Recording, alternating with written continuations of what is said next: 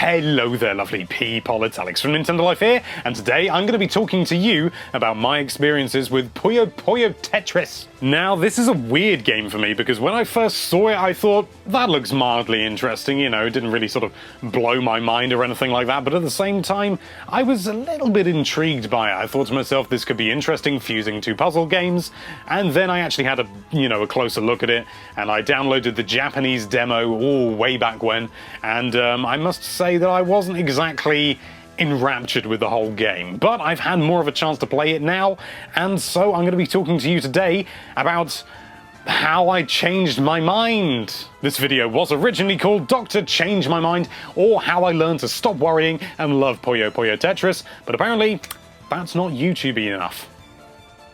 Who knew? So I've been playing Puyo Puyo Tetris for a while now, and my mind has been changed. Initially, I wasn't particularly overblown by it, but now I'm really enjoying it, and I think the thing that really, for me, changed my mind more than anything was playing it with someone else. I'm not sure whether you could do that with a demo, because I never tried. I gave it a bit of a go, and then just sort of... But when you get a demo, you haven't paid any money for it, and you're not really invested, so you don't really sort of pay much attention to it. That's kind of what happened with me. And I do wish I'd given it more of a go, because I think I would have been more interested in the final product before it came out.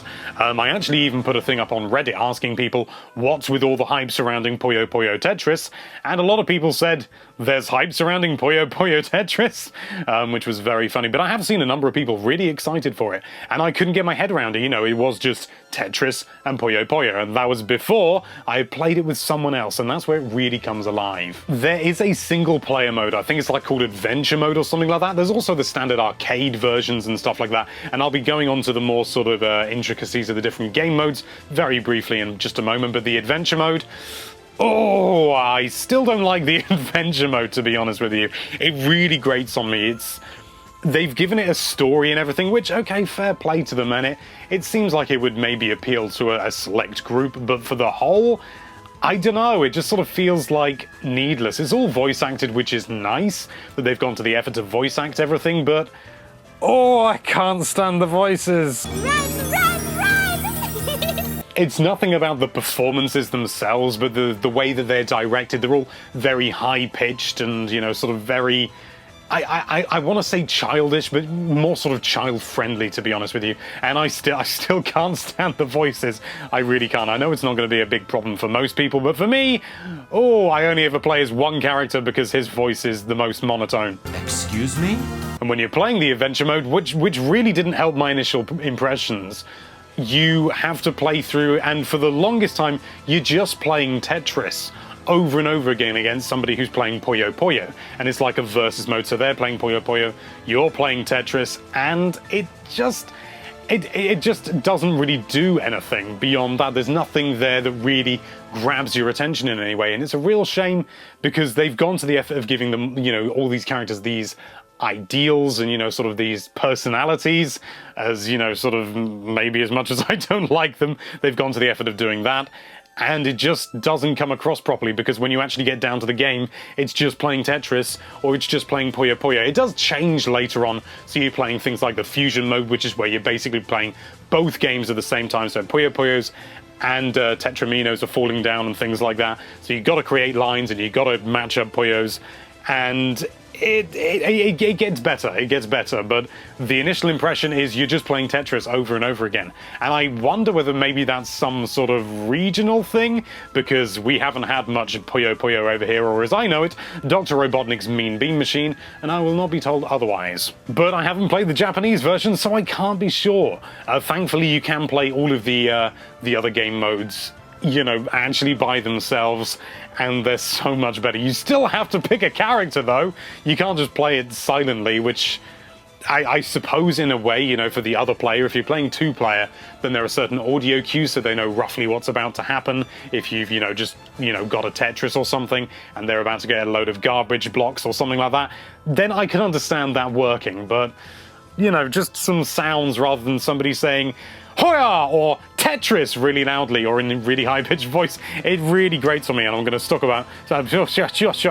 talking about the voices because it's probably boring you to tears. Even just looking at the concept by itself, now it doesn't jump out at me. You know, the whole idea of having Dr. Robotnik's Mean Bean Machine or Puyo Puyo and Tetris in the same game just sort of feels like, well, you're getting two games in one, and it's sort of, well, yeah, but they're two very sort of, without wishing to sound rude, they're very sort of small, minor puzzle games, you know. And I am only saying that in comparison to things like Breath of the Wild, and this is a retail game, but thankfully, having played it, it really grips me far more than I ever anticipated it would. And again, it comes down to the multiplayer, the concentration and things like that of having, you know, not just, you know, your own foibles to work against, but also somebody else trying to outbeat you. It works brilliantly. But you know what, the one mode that really sticks out to me more than any of the others? And that's the swap mode, and it's the one that I thought was honestly the most pointless just as a concept. You play Tetris, and every sort of 30 seconds or so, I don't think it's quite 30, but, you know, I couldn't remember without looking it up, because I'm too busy focusing on the game itself. So you play Tetris or you play Puyo Puyo for 30 seconds or so, and then you swap over and play the other game. And it's really just sort of unusual the way that it sort of forces you to think. You've got these two boards that you switch between, and you can't see the other one when you're playing the other, so there are no distractions in that sense. And playing that multiplayer is great, because as soon as the countdown, you know, sort of the running out of time timer starts going, it's like, and you know, I've got to try and clear as many as possible, you know, to try and transfer as much garbage over to the other side before they have a chance to, because if you know, clear a load of lines in Tetris just before you switch over to Puyo Puyo, then the other player gets a load of garbage, not on their Tetris side, but on their Puyo Puyo side. That's where it falls down, and that's where, you know, the tactics and that come in. And I think it's a really interesting way of doing it, to have that swap around. And honestly, it's one of the few times I've been playing a game with my girlfriend where we've been playing away and it's just silent. We're not chatting, we're not laughing, we're not enjoying it.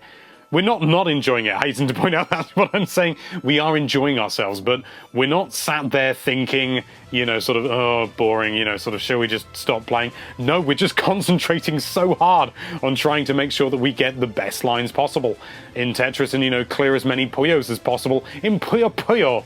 That's weird to say. And this is generally only just playing with the Joy-Cons on their side, sometimes not even with the straps on. And it works brilliantly. The only little niggle I have with that is the fact that the dead zone on the control stick is maybe just a little bit too small. For the most part, it's fine, but if you press up in Tetris, it drops the block down immediately, and that can be catastrophic if you don't mean to press up, because it just happens like that. And when you're using a control stick, that's quite easy to do. Thankfully, you know, I nor my girlfriend had much difficulty with that, but every so often it just sort of seemed to pop down and sort of, oh, I didn't need that there, which was annoying. I think the best way to appreciate Puyo Puyo Tetris, and if you're on the fence like I was, I think the best way to appreciate it is to go and download the demo, really get stuck in and play it with friends, or play it with your spouse, or play it with a child. Play it in some way, and there are all these handicap rules so that if you are playing with somebody who's considerably less experienced, you can be on different handicap levels, and that's a really excellent addition, because it means you can level out the playing field. And when my girlfriend was just started playing, she played a bit of Tetris. She'd never played Puyo Puyo before, and yet she was still able to beat me when we got the handicaps right, but not significantly, not by much. So it worked out really well. There are only, you know, sort of 3 different settings, but nevertheless it was enough, and it just made it all the more enjoyable. It made the game fun. That's what games should be. So if you haven't already, I really encourage you to go and download the demo. It doesn't matter whether it's not available in your region, although I can't think of any regions where it isn't, but it is possible that there are some regions where it is not available. Just make a US or an EU account and download it from that particular eShop, or even the Japanese one, if you can read Japanese, because it's all in Japanese. And if you do download the game and you're as annoyed by the voices as I am, you can just turn the volume down. That works brilliantly. But what do you think? Have you played the demo? Do you think that it's just, you know, it's just 2 games rolled into one? Or do you think it's something more, something intrinsically that is more fun, multiplayer, single player? Whatever your thoughts, let us know what they are down there in the comments. We like comments. Every channel does. Thank you so much for watching. If you like this video, then why don't you clear that line of subscribe buttons with a carefully placed click from on the subscribe button of ours. I should have thought that through better. And be sure to check out nintendolife.com for all sorts of lovely Nintendo-related content. Thank you again for watching. Bye-bye. Oh.